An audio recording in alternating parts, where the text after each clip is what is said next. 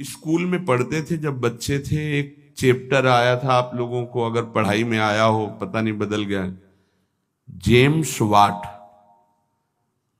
एक James Watt नाम का बालक, जिसको निकम्मा समझा जाता था घर में, वो एक दिन बैठा था, देखा कि एक बटलोई चढ़ी थी और उसके ऊपर ढक्कन रखा था, नीचे से भाप ऐसे करके ढक्कन को उठा देती। उसने फिर वजन रखा, फिर भाप बनी और उठा दी, फिर वजन और बढ़ा के रखा, वजन बढ़ाता गया, भाप उसको उठाती गई। उसी ने इंजन की रचना की थी, जेम्स वाट। आप इसका भाव समझ पा रहे हैं हम क्यों उदाहरण दे रहे हैं? जब आपके अंदर अग्नि पैदा हो रही है, जलन पैदा हो रही, तो आपके जीवन को भगवान की तरफ ले जाने वाले पावर को उठा जागृत कर रही। तुम विचलित होकर उसे विषय भोगों से पुनः शांत कर देते हो। उसे शांत नहीं करना, उसको और बढ़ाना है। आग को जितनी बढ़ जाएगी उतनी जोर से अध्यात्म की तरफ आप चलोगे। उल्टा मत चलो, उल्टा मत सोचो। ये आग समन का अवसर नहीं, आग बढ़ने का अवसर है। आग बढ़ने दो, वही तेजस्वी बनाकर तुम्हें अध्यात्म की ऊंचाई पर चढ़ा देगी। उस बात से अनुभव किया कि भाप में कितनी ताकत है। अगर ये भाप मिले तो बहुत बड़ा कार्य चल सकता। तो वही कोयला झोंककर भाप पैदा करके इंजन के द्वारा ट्रेन निकलवा दी, और उसको सब निकम्मा समझते थे। बस वो विचार, ये चिंतन का विषय। हमारे अंदर जो आग पैदा हो रही, कामाग्नि, क्रोधाग्नि, लोभाग्नि, उसे हम सह रहे हैं। उसको सह रहे हैं तो एक पावर बन रहा है। वो पावर आपको सीधे भगवान की तरफ बढ़ाएगा। अगर आप उसको बुझाने में लग गए तो वो इधर आध्यात्मिक शक्ति क्षीण हो जाएगी और भोगा शक्ति बढ़ जाएगी। ये अनुभव की बातें हैं। आप इसको सहना सीखें, मिटाने में काम नहीं बनेगा। सह करके प्रभु की प्राप्ति हो जाएगी। सहना सीखो, सहना हमारा परम धर्म है। सहन कर गए तो महात्मा, टूट गए तो विषयात्मा, और फिर हमें पता नहीं ये अवसर जो मिला है कब मिले। इसलिए सावधान, सत्संग को सुनो और उसका मनन करो, उसको जीवन में उतारो, तभी लाभ मिलेगा। नहीं रोज सत्संग हो रहा है और अगर आप सुनेंगे नहीं तो 1 घंटा 1.5 घंटा बैठ लिए, फिर वही मनमानी चिंतन, ठीक नहीं। ये 6 बातें जिसके जीवन में है, उसके अंदर भक्ति की निष्ठा जागृत हो जाती है और वो सिद्ध महापुरुष हो जाता है। फिर पहला, हर परिस्थिति में क्षमा। बहुत कठिन है, बहुत कठिन है। कोई अपराध पे अपराध करता जा रहा है, हम क्षमा पे क्षमा करते जा रहे हैं। बड़ा प्रभाव क्षमा का है। आप तो क्षमा कर रहे हो, उसका परिवर्तन शुरू हो जाएगा। क्षमा में इतना बड़ा बल है कि जो अपराध कर रहा है उसका परिवर्तन हो जाएगा। क्षमाशील ही परिवर्तन कर सकता है। क्रोध करने वाला या दंड देने वाला महान नहीं माना जाता, क्षमाशील महान माना जाता है। दूसरा, कभी भी किसी भी परिस्थिति में समय व्यर्थ न जाना, वस्तु, व्यक्ति, स्थान के संयोग में। तीसरा, कोई भी भोग सामग्री समीप फिरी पर नहीं भोगना प्रभु के। मेरे प्राप्ति के लिए मेरा भक्त सब सुखों का त्याग करता है, भगवान ने कहा। जो पवित्र भोग हैं उनको भी आवश्यकता के अनुसार ही, विधि भोग हैं जिनका निषेध नहीं किया गया, धर्म पूर्वक भोग सकते हैं, उनको भी आवश्यकता के अनुसार जितना कम से कम सेवन कर सके। चौथा, सम्मान को विश्वत, नीच पुरुषों द्वारा किए हुए अपमान को अमृत मानकर निराभिमानी रहना। पांचवा, निरंतर अपने गुरु प्रदत्त उपासना में आसक्त और इष्ट देव पे आसक्त, जो गुरुदेव ने बताए। छठवां, सदगुरुदेव की पूर्ण शरणागति, पूर्ण आश्रय, एकदम कोरा कागज बनकर वो जैसा जैसा कह रहे हैं वैसे चलने से भक्ति निष्ठा जागृत हो जाती। भक्ति निष्ठा जागृत होने पर वो सबसे अधम और छोटा अपने को समझने लगता है। अपने को इतना तुच्छ मान लेता है कि उसके भजन, सेवा, सद्गुण जितने हैं उनका उसके अंदर अभिमान ही नहीं आता। इसी कारण वो सिद्ध हो जाता है। थोड़ी सी साधना अभिमान उत्पन्न कर देती। क्यों? क्योंकि गुरु कृपा नहीं है। इसलिए जहां निराभिमानी होकर प्रभु से अपना संबंध जो था है, जो रहेगा, उसका बोध हुआ उसी समय उसे भगवान की प्रेम लीलाओं का अनुभव होने लगता है। कभी रोना नहीं आता किसी को, मेरे साथ प्रभु कितनी कृपा कर रहे हैं, कभी रोना नहीं आता है। कैसा कपटी संसार है। गुरुदेव अपनी महिमा से उतर करके, नीचे उतर करके हमारे जैसे बनकर हमसे संभाषण करते हैं, हमें प्यार दुलार शासन करते हैं। कभी एकांत में किसी को गुरु के प्रति रोना आया? मोटे मोटे आंसू सामने गिरते देखते हैं अपनी वासना की पूर्ति के लिए, अपने मन की शांति के लिए, हमारे मन को सुख मिले, बस। कभी ये रोते कि अहो कृपालु करुणामय, आपका कैसा स्वभाव है, हे स्वामिनी आपका कैसा स्वभाव है। कभी ऐसा नहीं। विश्वामित्र जी भगवान के प्रति शिष्य भाव किया तो भगवान शिष्य बन गए। अगर थोड़ा भी विलंब पुष्प लाने में हुआ तो भगवान डर रहे थे कि गुरुदेव की संध्या पूजा में विघ्न न हो जाए, गुरुदेव की जो सेवा में थोड़ा भी समय लगा तो डर गए भगवान। शिष्य भाव, जैसा भगवान के प्रति भाव करोगे वैसा ही भगवान आपके सामने आ जाएंगे। अनंत ब्रह्मांड भगवान ने ही अपने आप से ही रचा है। कितना विलक्षण भजन का प्रभाव होता है कि अनंत ब्रह्मांडों का स्वामी आप जो भाव करोगे वैसा आ जाएगा बन के। अगर आप भगवान को भोग रूप में चाहेंगे तो भोग रूप में भी आ जाएंगे। ऐसा ही है, बड़े कृपालु हैं। जिस रूप में आप चाहेंगे भगवान आ जाएंगे। आप आज भी जो कामना करते हैं ना, मेरे भगवान ही आपकी पत्नी बने हुए, पुत्र बने हुए, आपका परिवार बने हुए, आप पहचान नहीं पा रहे हैं। जो हम कामना करते हैं ना कि आज ये, तो भगवान वही बनकर आ जाते हैं, वही पदार्थ बनकर आ जाते हैं, वही व्यक्ति बनकर आ जाते हैं, वही वस्तु बनकर आ जाते हैं। यद्यपि भगवान ही है, दूसरा कोई नहीं है। वही अपने आप को प्रकट किए हैं। उपनिषद में आता है एकाकी न रमते, खेलने की इच्छा हुई तो दूसरा कोई हो तो खेले, तो अपने आप को इतने रूपों में खेल में फैला दिया। एकाकी न रमते, भगवान ने अपने एकोहम बहुश्यामा, मैं ही बहुत रूपों में हो जाऊं, और वो अपने आप से अपने आप में खेल रहे हैं। 3 खेल हो रहे हैं यहां प्रगट में। एक हो रहा है सृष्टि का सृजन, बराबर चल रहा है, सृजन भी बराबर चल रहा है, पालन भी बराबर चल रहा है, संहार भी बराबर चल रहा है। सृजन होता जाता है, पालन होता जाता है, संहार होता जाता है, सृजन होता जाता है, पालन होता, संहार, ये बराबर लीला चल रही है। किसका सृजन? अपने आप से अपने आप का सृजन।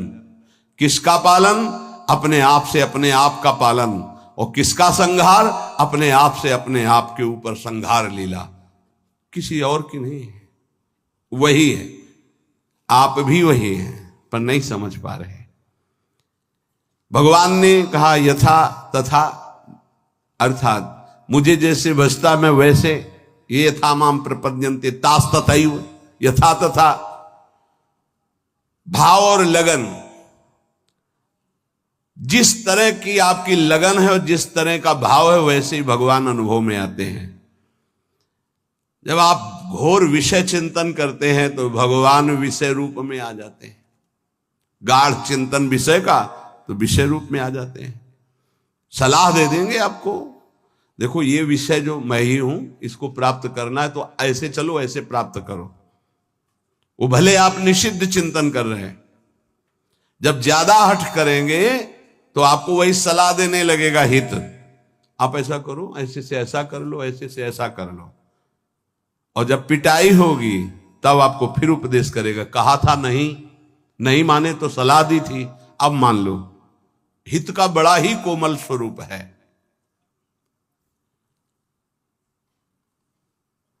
यदि आप भाव से लगन से प्रभु की तरफ चलें तो उधर से प्रभु चल पड़ते हैं। और आपकी चाल और प्रभु की चाल में बड़ा अंतर है।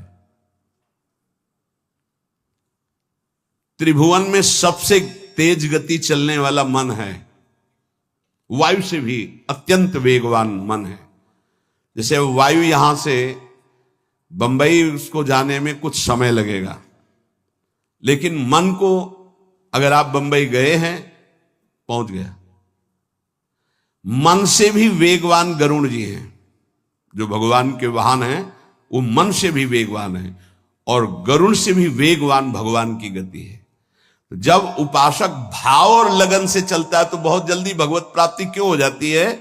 बोले दरिया दूषण दास में नहीं राम में दोष। भगवत प्राप्ति में दोष आपका है जो आप देरी कर रहे हैं, भगवान की तरफ से नहीं। जन चाले इक पावणो हरि चाले 100 कोश। एक कदम भक्त भगवान की तरफ चले तो 100 कोस भगवान भक्त की तरफ चल देते हैं। 100 कोस उनका वेग है ऐसा, वो अपने कदम से एक कदम तो ब्रह्मांड पार कर दिए।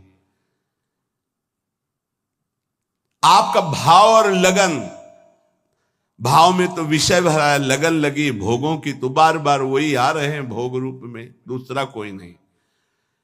पर जब भोग रूप से आप विषयों का सेवन करते हैं तो फिर नरक रूप से भगवान मिलते हैं, रोग रूप से भगवान मिलते हैं, दंड रूप से, जलन रूप से भगवान मिलते हैं। भगवान का कौन सा रूप आपको पसंद है? आनंद तो छोड़ो इसे, आनंद सिंधु प्रभु के रूप का ध्यान करो, उनका नाम जप करो। भगवत प्राप्ति में कोई बाधा नहीं डालता, साधक स्वयं बाधा को स्वीकार करता है। क्योंकि भगवत प्राप्ति के लिए जो तुम्हें समझ दी गई है उसका प्रयोग नहीं कर रहे। भोग सामग्री देखी, समझ कह रही कि नहीं इससे बहुत विलंब हो जाएगा, भगवत प्राप्ति नहीं होगी, आप ये अनसुनी कर दिए, उसे भोग लिए। किसकी गलती रही? आपकी। आपने अपनी समझ का आदर ना करके और भोगाकर्षण का आदर कर लिया। अपने समय को, अपने जीवनी शक्ति को, अपने समझ को भगवत प्राप्ति के योग में लगाना चाहिए। आप भगवत प्राप्ति के वियोग में लगा रहे हैं, दूरी बनाने में लगा रहे हैं। चलना इधर है, चल इधर रहे, इसमें कमी आपकी है। सामर्थ्य जितनी है अगर उतना कदम बढ़ा दो तो तुम्हें खुद अनुभव होने लगेगा भगवान कितनी वेग से आपकी तरफ आ रहे हैं। पूरा समय, पूरी सामग्री, पूरी सामर्थ्य भगवत प्राप्ति के लिए मिली है आपको। पूरा समय, पूरी सामग्री, पूरी सामर्थ्य भोग प्राप्ति में लगा रहे हैं आप, देख लीजिए।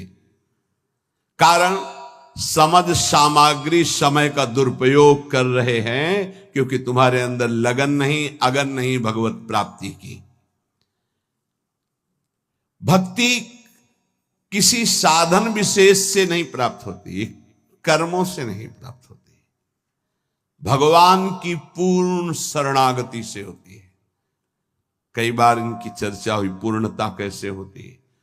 हे हृदय से प्रभु की शरण। यदि परमार्थ में उतरे हो तो चैन नहीं है। यहां दरस बिन दुखन लागे नैन, जब से तुम बिछुरे पी प्यारे कबो न पायो चैन। बेचैनी बढ़नी चाहिए। जब बेचैनी बढ़ती साधक में कृपा से तो वो समझता है परेशानी बढ़ रही और उसको मिटाने के लिए भोगों में उतर जाता, खत्म। अरे वही बेचैनी तो विरह बनती है, तुम समझते कहां हो? जब आपके अंदर जलन होती, बेचैनी होती, घबराहट होती है तो वही जाकर विरह बनती है। हा प्राणनाथ, अब जिया नहीं जा रहा आपके बिना, वही भगवत साक्षात्कार कराती है। आप समझ नहीं पा रहे, आपको लग रहा है मेरे साधन में कमी हो गई जो बेचैनी बढ़ रही। यही साधन की परिपक्व अवस्था है जो बेचैनी बढ़ रही। प्यारे समझिए, आपका हृदय तो जलता है, आप में जो अशांति सी महसूस हो रही है, अभाव सा महसूस हो रहा है, ये कृपा हुई है आपके अंदर। यही अभाव आपके अंदर ऐसा भाव पैदा करेगा कि आप चिल्ला चिल्ला कर रोने लगेंगे, प्रियाजू अब रहा नहीं जा रहा, सहा नहीं जा रहा, अब आ जाइए। बन गई बात। जहां आपके अंदर ऐसा भाव आया, बेचैनी बढ़ी, तो आप उसको चैन प्राप्त करने के लिए भोगों का चयन कर लेते हैं। बस गई वो। बोले अब थोड़ा। कल किसी ने कहा था कि आपके कथनानुसार मैं जब चलता हूं तो भारी घबराहट पैदा हो जाती है, और जब हम आपकी हर बात छोड़ देते हैं तो एक तसल्ली से मिलती है और शांति मिल जाती है। क्या शांति मिल जाती? मन। अब विषय भोगने को मिलेगा, अब स्वतंत्रता मिल गई। अब और जहां अनुशासन में वो जलता है कि मेरी हर वासना की आपूर्ति हो जाएगी, आप समझ नहीं पा रहे। वो जो आपके अंदर बेचैनी, वो भगवत प्राप्ति के लिए योग्यता पैदा कर रही है आपके अंदर, पर आपको वो नहीं चाहिए, इसलिए विषय सेवन में शांति लगती। त्यागात शांति, वो कह रहा विषय भोगों में शांति मिल जाती है। यही बुद्धि की बात है, बहुत खराब बुद्धि हो चुकी। दास्य, सख्य, वात्सल्य, माधुर्य, ये जितने भाव है पहले इनके शरणागति पुष्ट होनी चाहिए। भगवान सब कुछ आपको दे देंगे, पर पहले शरणागति पुष्ट होनी चाहिए। अगर आपने अपने आप को श्री भगवान को दे दिया तो श्री भगवान अपने आप को आपको दे देंगे। सौदा बहुत सस्ता है। हमने अपने आप को तो भोगों में दे रखा है। अगर हम अपने आप को श्री भगवान को दे दे, श्री भगवान हमें अपने आप को दे दे, कितना सौदा सस्ता है। अगर शरणागति पक्की हो गई तो भगवान त्रुटियों की तरफ नहीं देखते। राहत न प्रभु चित चूक किए की, करत सुरत 100 बार ही की।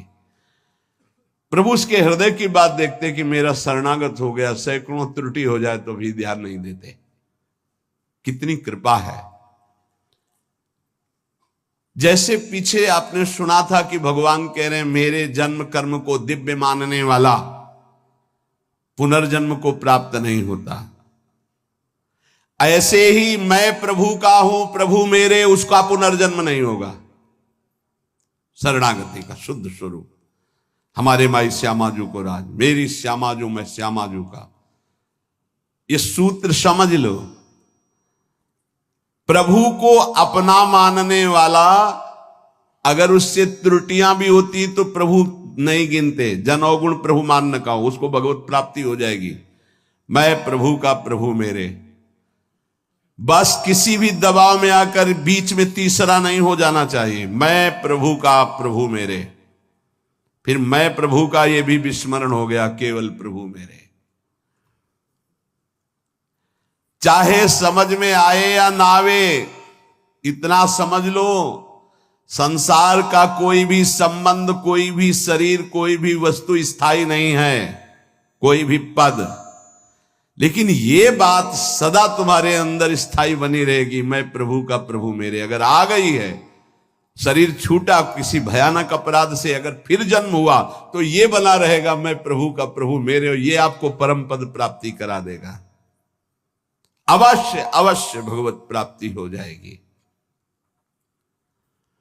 तो अगर भगवान से कोई दुश्मनी कर ले तो उसे भगवत प्राप्ति हो जाएगी। द्वेष कर ले तो भगवत प्राप्ति हो जाएगी, क्योंकि प्रभु से ही तो जुड़ा है वो। भगवान को गाली दे, अपमान करे, नास्तिकता, बिल्कुल भगवान से बैर माने, उसे भगवत प्राप्ति हो जाएगी। यहां की जैसा कहा कि जैसे भक्त भजता है मैं वैसे भजता हूं, तो वो वैर से भजेगा तो वैर से ही सही, पर भगवत प्राप्ति तो हो जाएगी ना। बोले नहीं, भगवान ने एक शब्द कहा है, ये यथामाम प्रपद्यन्ते। प्रपद्यन्ते माने शरणागति। शरण में, मेरी शरण में होकर जैसा भाव करता मैं ऐसा अनुभव कराता हूं। तो वो जो भगवान की निंदा करता, भगवान की शरण में थोड़ी है, उसको तो नरक की प्राप्ति होगी। बोले शिशुपाल ने भी तो निंदा की थी, तो रात दिन भगवदाकार वृत्ति रहती थी उसकी। उसे उठते बैठते चलते फिरते कृष्ण ही नजर आते थे। कंस ने भी तो द्वेष किया, तो उसको दाल में जीरा भी कृष्ण ही नजर आते थे।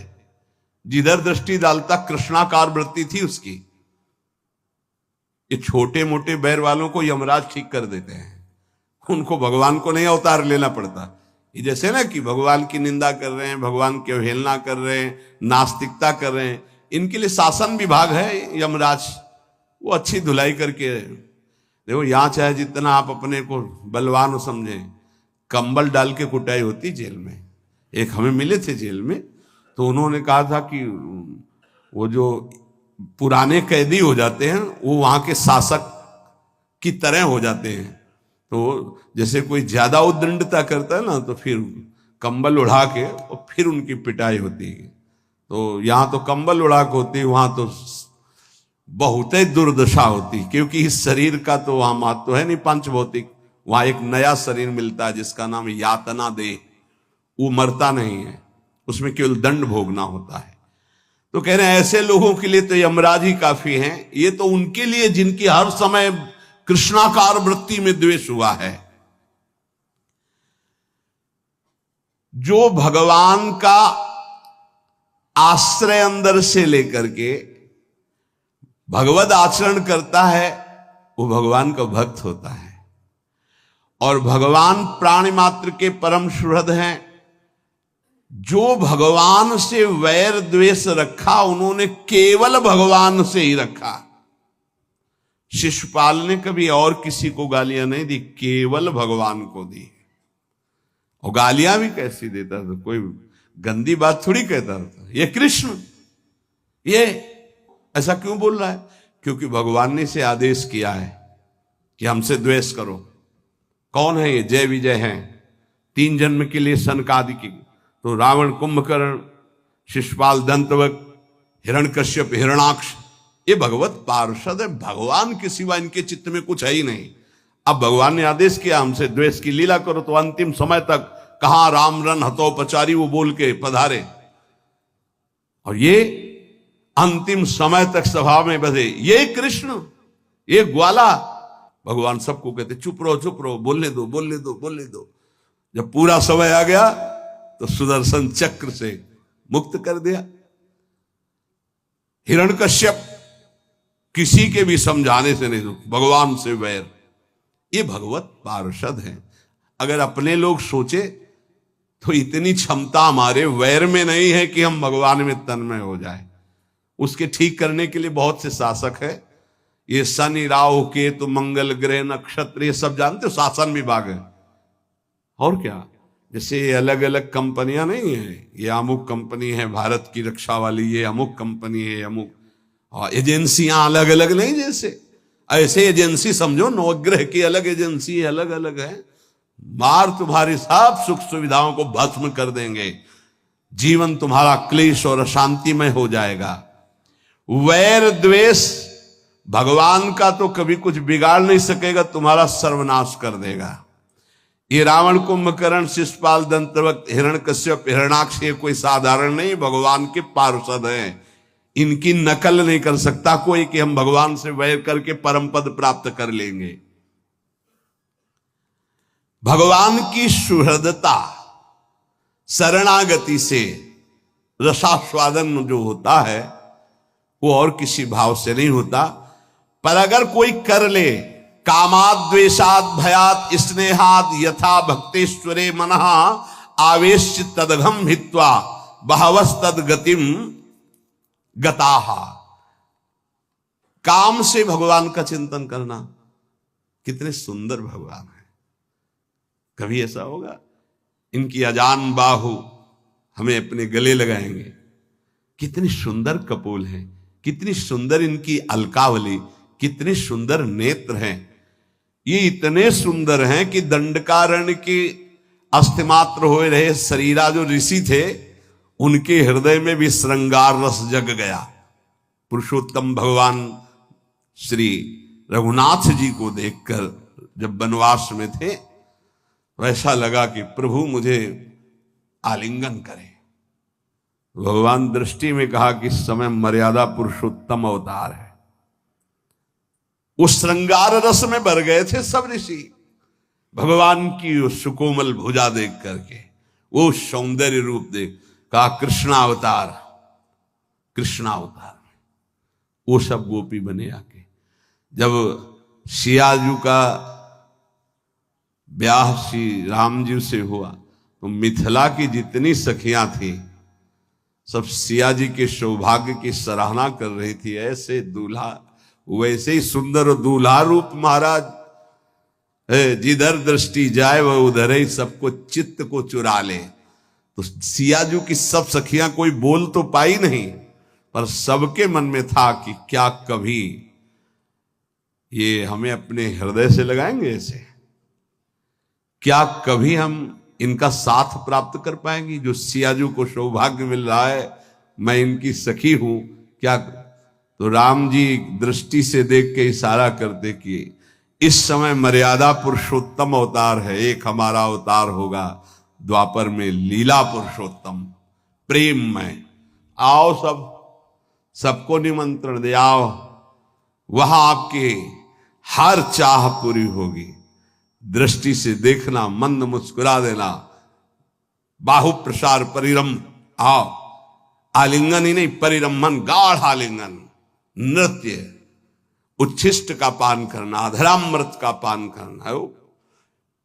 जिस समय भगवान रास मंडल के अंतर ध्यान होने के बाद जब प्रकट हुए तो गोपीजन ने एक चुनरी डाल दी अपनी, चुनरी के ऊपर चुनरी। जब उस पे बैठे तो सुखदेव जी कह रहे ओहो, साधना से परम पवित्र किए हुए बड़े बड़े योगींद्र मुनींद्र अपने हृदय में जिनका ध्यान धरने की चेष्टा करते परीक्षित, वो भगवान गोपियों की ओढ़नी पर बैठे। एक और वेद की ऋचाएं नेति नेति कह के वर्णन करते ही उनका प्रभु कभी साक्षात आलिंगन करने का अवसर मिला। कृष्णावतार में दंडकारण्य के ऋषि, मिथिला की सखिया और श्रुति, जो वेदों की ऋचाएं, वो साक्षात गोपी भगवान उनका जो भाव है उसी सुख को प्रदान कर रहे हैं। किसी भी तरह से भगवान काम और द्वेषाद, द्वेष भी ऐसा कि केवल भगवान से हो, बस दूसरा नहीं। इतनी अनन्यता तुम्हारे द्वेष में हो, दूसरे से द्वेष नहीं, केवल भगवान से। कामात द्वेषात भयात, भयभीत होकर के भगवान का चिंतन होना, स्नेहाद प्रेम से, सौहार्द से, किसी भी तरह से यदि भगवान में मन लग जाए, काम से, द्वेष से, भय से, स्नेह से, किसी भी संबंध से, तो कह रहे हैं वो सारे पाप नष्ट करके वो चिंतन भगवत प्राप्ति करा देता है। इसलिए ये यथा माम प्रपद्यन्ते तास तथैव भजाम्य हम, भगवान कहते जो मुझे जैसे भजता है मैं उसको वैसे भजता हूं। तुम्हारे द्वेष में इतनी ताकत नहीं कि आकाश से द्वेष करके कुछ प्यार कर लो। प्रेम करने का अवसर आया है, भगवान के नाम से, रूप से, लीला से, धाम से परम मंगल हो जाए। एक बार हृदय में फिर बैठा लो। तुम्हारी पांचों ज्ञानेंद्रियां और मन तुम्हारी दुर्गति करते आए हैं, यही तुमको आगे बढ़ने में इस समय जो आपको भगवत मार्ग मिला है बाधा पहुंचाएंगे। इनकी मांग को मत मानो। जबान कहती अच्छा अच्छा पाऊं, ये जबान कह रही रसेंद्री की बात है प्यारे, तुम्हारी मांग नहीं, तुम समझ नहीं पा रहे। इंद्रियों की विलासता तुम्हें नारकी गतियों में पहुंचा देगी। क्या क्या पूरा करोगे, कब कब पूरा करोगे। देवहूति जी आदि सम्राट महाराज मन की पुत्री है।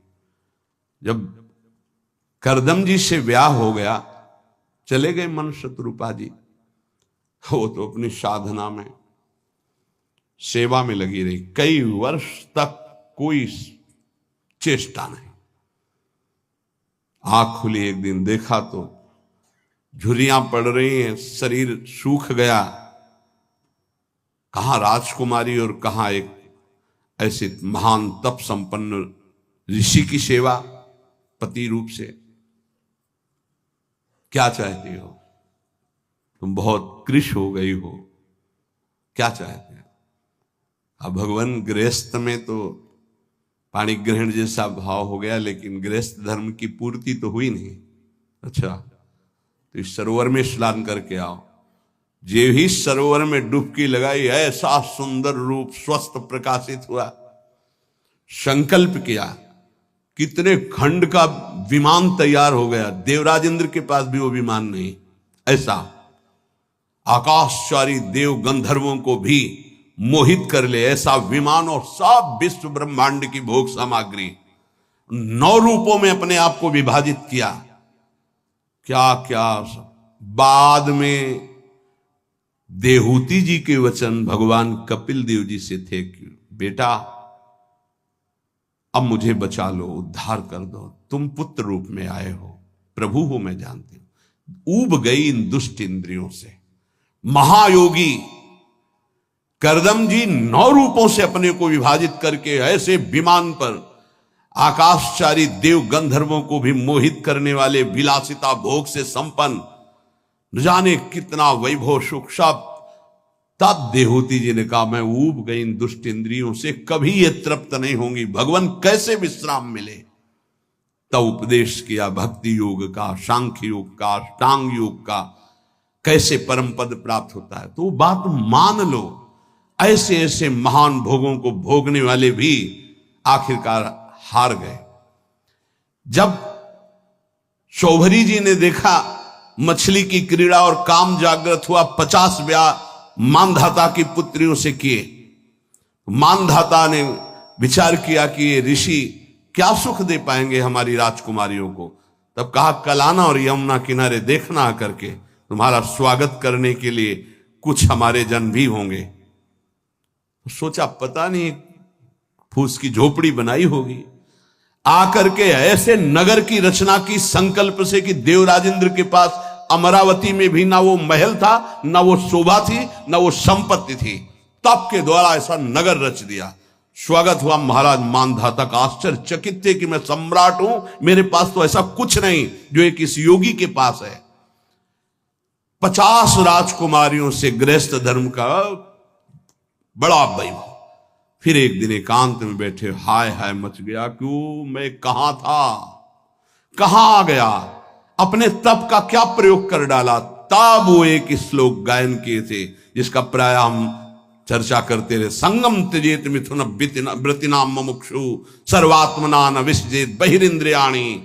इंद्रियों को इतना दुलार मत करो, नहीं तो नष्ट कर देंगे, ऐसा नष्ट कर देंगे पूछो मत। बहुत दुर्दशा होती है इन इंद्रियों की। छोटे छोटे बच्चों को त्याग करके, उनकी हत्या करके, फिर अपनी इंद्रियों की विलासता में उतर करके बढ़ना, ये सब क्या हो रहा है। इंद्रियां कितनी निकृष्ट होती चली जा रही हो। हम साधक होके, भगवत मार्ग के पथिक होके, जान करके अगर इंद्रियों को दुलार करेंगे तो प्यारे कोई नहीं बचा पाएगा। ये माया रौंद देगी। इसलिए प्रार्थना है जितने से भगवत भजन न छूटे उतना तो दुलार करो। इतना दुलार ना करो कि प्रभु को भूल जाओ, माया तुम्हें अपने सीमा में ले ले। बहुत बहुत जन्मों के बाद हमको ये अवसर मिला, चूको मत। मान लो अभी प्रार्थना करते हैं, अभी डांट लगा देते हैं, आगे चलकर तुम्हें कोई डांट लगाने वाला नहीं मिलेगा, प्रार्थना करने वाला नहीं मिलेगा। एक शब्द याद कर लो, जो मिलेगा वो शोषण करने वाला मिलेगा। मां जैसा दुलार, पिता जैसा शासन हमारे भगवान स्वयं प्रकट होकर करते हैं। वो हमारे गुरुदेव होते हैं। अनंत माताओं का प्यार, अनंत पिताओं का शासन वही कर। अगर अब ना उद्धार हुआ, अब ना कल्याण हुआ, तो भगवान जाने किस युग में ये अवसर आएगा। छोड़ दो ये बातें। 5 ज्ञानेंद्रियों की मांग को अपनी मत मानो। नाम जप करो, जैसे बने वैसे। अग्नि जो अंदर जल रही उसको सह जाओ, यही तुम्हारे लिए आगे उत्थान का कार्य। आप समझ नहीं पा रहे। हर समय नाम जप करो, हर समय अपने इष्ट की प्राप्ति की लगन रखो। मुझे प्रिया प्रीतम चाहिए। हम कह रहे मांग रहा है मन विषय, लेकिन आप झूठे से शुरू करो, मुझे प्रिया प्रीतम चाहिए।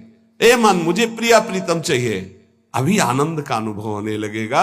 यही मांग सच्ची हो जाएगी। झूठा खेले साचा हो। श्री राधा वल्लभ लाल की।